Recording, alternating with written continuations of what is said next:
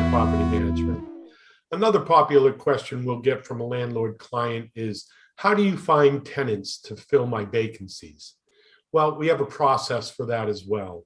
The first thing we need to do is have a vacant unit. So if we have a tenant who's moving out, we'll send in one of our maintenance crew and they're going to open up their app and they're going to perform a move out inspection report on their property management software. There they can do detailed notes of the condition of any rooms or appliances or any damages or repairs. They can upload photos to that report, and all this goes right into our property management software.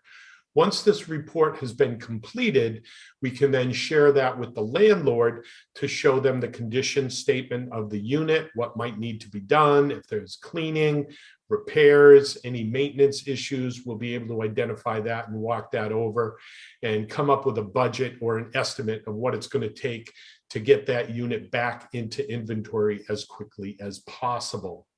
Then we can also use that same move out condition report through our software and share that with the tenant that just moved out to bring to their attention if there was excessive damage beyond normal wear and tear, or if things needed to be repaired, or if they broke things or left things uncleaned, that we'd have to hire third-party vendors or someone to come in to repair that property.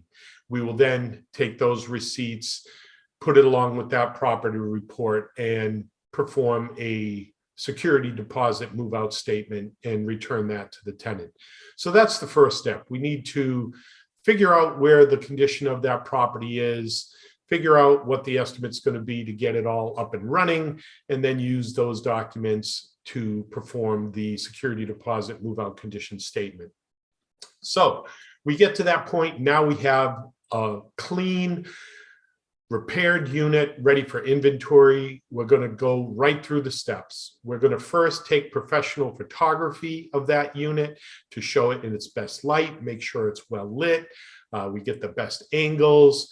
We photograph the best features of that, and that's all going to go in the marketing of that property.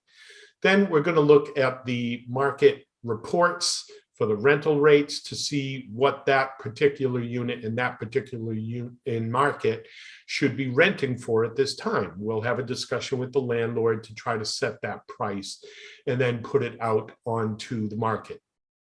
Next, we're going to write compelling marketing advertising copy that we'll use to promote that, where we put into words some of the great features, if it's near a hiking trail or commuter rail, whatever features that we could really highlight, compelling someone to be interested in that unit.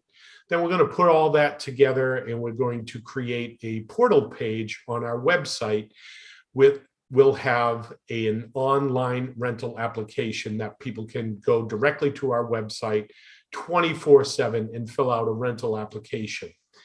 Our software also allows for us to create a one-page flyer featuring the best photography and all the ad copy onto one page. So if we want to advertise that offline, maybe we have an arrangement with a pizza company, or our plumber is going to be visiting other people, or whoever it might be. We'll have paper hard copies that we can actually give to people to help promote that unit as well. Once all that's done, we can then start to market this out onto our social media campaigns and at least 30 different rental website portals. And these are all specific for rentals. So we're going to blast that out to all these different sites so people will start finding the leads. We also have an additional premium service. We can budget a little bit more for that for really high-end rentals, which will promote this vacancy to 85 other rental related sites. We also have Zillow accounts, Trulia, Hotpad, and all that. So we'll promote it all over the place. Then the leads start coming in. We'll start getting guest cards from all these other third-party websites, these portal rental sites. And as soon as they hit our database, they get an autoresponder email that directs them to our online rental application, because we need that rental application. Once the rental application is filled out, then we can start filtering them through our candidate criteria to actually find the best candidates. Once we have pre-qualified candidates, then we will arrange showings for them at the property. We don't want to be just putting anyone out there for a showing. We want to make sure that they're the best possible tenant to put in that unit and then bring them to the property. Once they get there, if they like the apartment, we're going to encourage them on the spot to put down a holding deposit. This money would be put towards the first month's rent of their deposits that they're going to need to secure that apartment. We do require first, last, and security deposits for people to move in. So they'll make those deposits, but before we can move them into the unit, they have to go through our process. They're going to have to fully execute a complete rental application, which they should have done before the showing.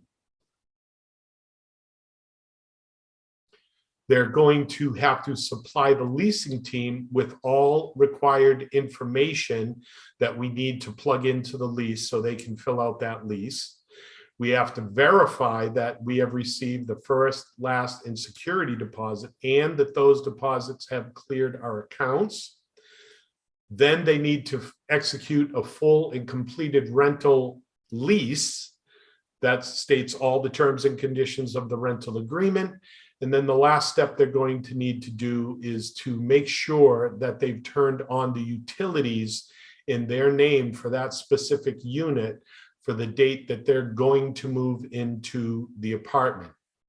So there it is. They've gone through the whole cycle. We pre-screened them. They put down the deposits. They've filled out the lease. They've had to put the utilities in their name. When all this is done, then they're going to get the keys for the apartment and they can move in. So where does the money go? We've collected a first month's rent, a last month's rent, and a security deposit. The security deposit under Mass General Law 186 subsection 15B must be placed into a tenant landlord escrow holding account. That's the tenant's money. We have to set that aside for them as a security deposit to indemnify the landlord for any damages when they do move out of the property. The first month's rent we receive goes to the leasing department for the lease up. We charge 1 month's rent for that. And then when the tenant actually moves in, the last month's rent gets paid to the owner. So the owner receives the last month's rent in advance when the tenant moves into the property. Now, under Mass General Law, that landlord is required to put that last month's rent into an escrow account where they pay that tenant the interest annually, or if they choose to use the money in advance, they're responsible to pay the tenant 5% annually on whatever that amount was. So that's how we get the best possible tenants in your rental units, and I hope that answers that question. Thank you again. This is Brian from Belaire Property Management.